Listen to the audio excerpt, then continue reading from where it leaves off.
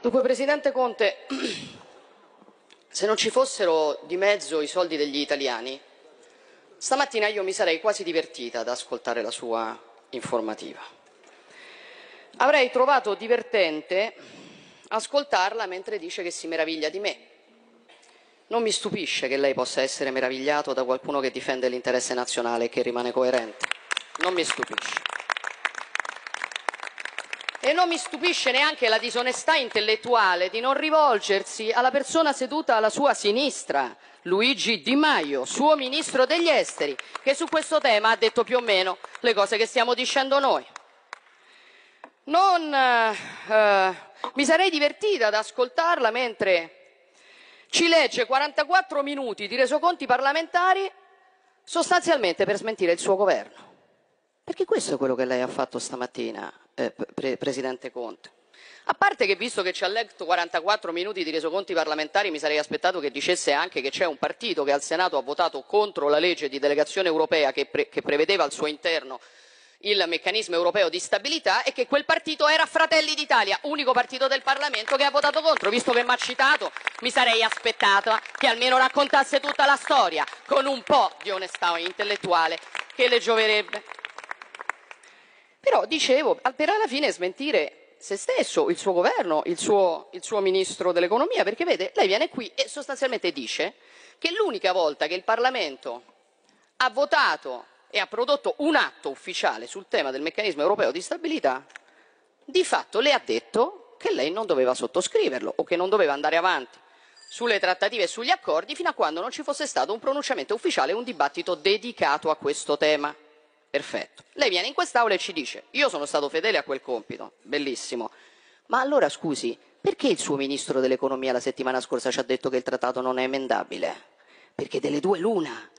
O il trattato è emendabile, perché siamo ancora di fronte a un dibattito in itinere e quindi vedremo se nei prossimi giorni riusciremo, anche sulla base delle indicazioni che arrivano dal suo partito di maggioranza, a modificare il trattato sul quale state lavorando, oppure ha ragione il ministro Gualtieri e il trattato non è modificabile, che vuol dire che lo avete sottoscritto e avete dato un accordo che non eravate autorizzati a dare su questo trattato dal Parlamento italiano. Delle due l'una. Presidente Conte, le due cose non stanno insieme, perché la cosa veramente intollerabile è che lei viene in quest'Aula e ci fa sempre tutte queste lezioni sul rispetto delle istituzioni, sulla serietà di stare nelle istituzioni, sulla coerenza, sulla difesa degli interessi nazionali, ma poi lei è un Presidente del Consiglio che ci riempie di menzogne insieme a tutto il suo governo. E le persone che mentono sono purtroppo, diciamo, distanti dai precetti della nostra Costituzione, che le ricordo ci richiama all'articolo 54 allo svolgimento della funzione pubblica con onore. L'onore è decisamente qualcosa di cui difettate. Allora, sulle tante menzogne che avete detto riguardo a questa vicenda, non c'è solamente il tema del metodo, c'è anche il merito, perché poi in tutto questo c'è stato detto: ma sono delle modifiche minime. E certo, perché siamo tutti cretini.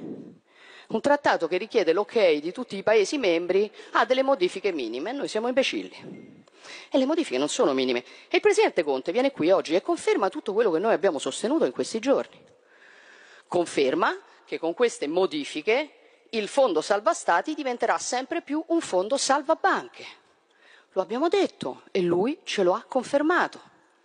E di grazia, siccome tutti sanno, perché non serve un genio neanche su questo, che oggi le banche europee più esposte e più in difficoltà sono le banche tedesche, che erano fortemente esposte sul piano dei derivati, e noi abbiamo avuto un'Unione Europea che ha fatto una politica molto rigida con le banche esposte sul piano degli NPL, dei non performing loans, dei crediti deteriorati, e molto più lasca con le banche che invece avevano molti derivati. Oggi noi abbiamo dovuto salvare le nostre banche, lo abbiamo fatto con i soldi degli italiani, anche sulla base delle norme europee molto rigide nei nostri confronti.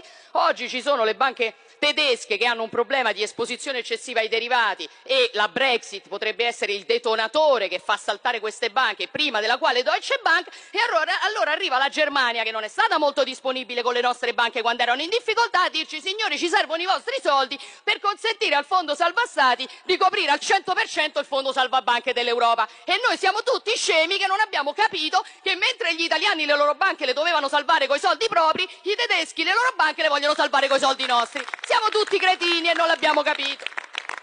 E nessuno mi risponde nel merito di questa vicenda, tutti a dire il nazionalismo, la paura, la guerra, le emozioni degli affetti, Romeo, Romeo, perché sei tu Romeo? Cioè, parliamo nel merito, signori, mi rispondete su questa questione o no?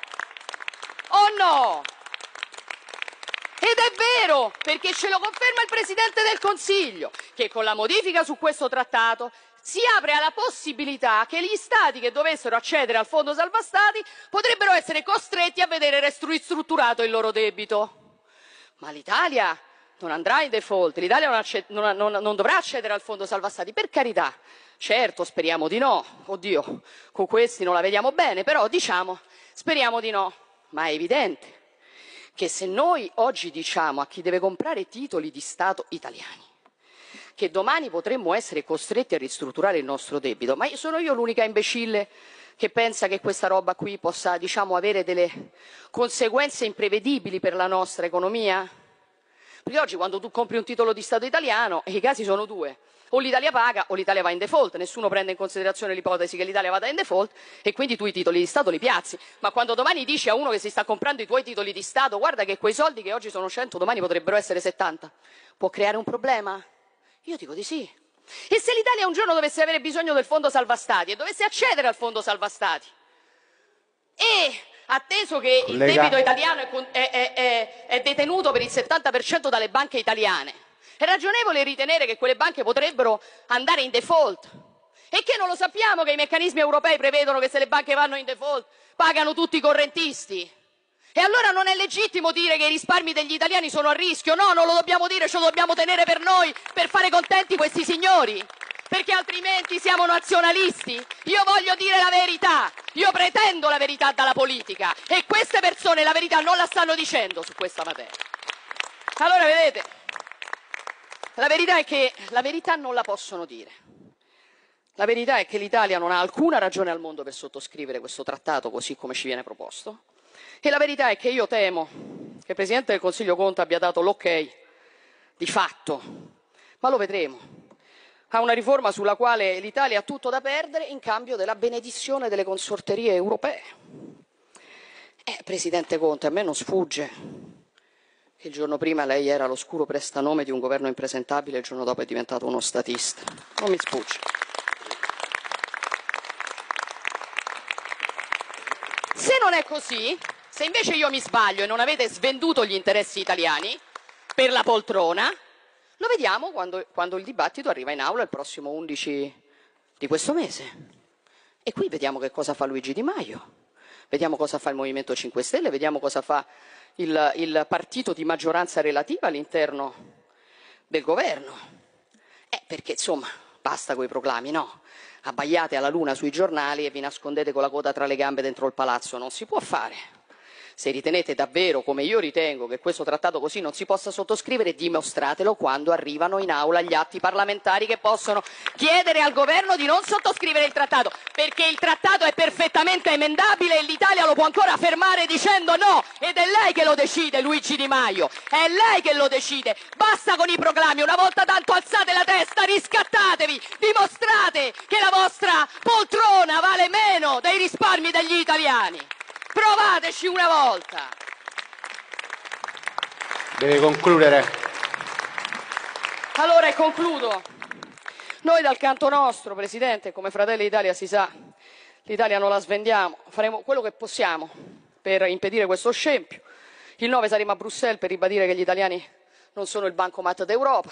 L'11 saremo qui in aula con le nostre proposte, con una risoluzione che chiederà a questo governo di non sottoscrivere il trattato così come ci viene proposto. Presidente Conte, lei si è presentato come avvocato del popolo.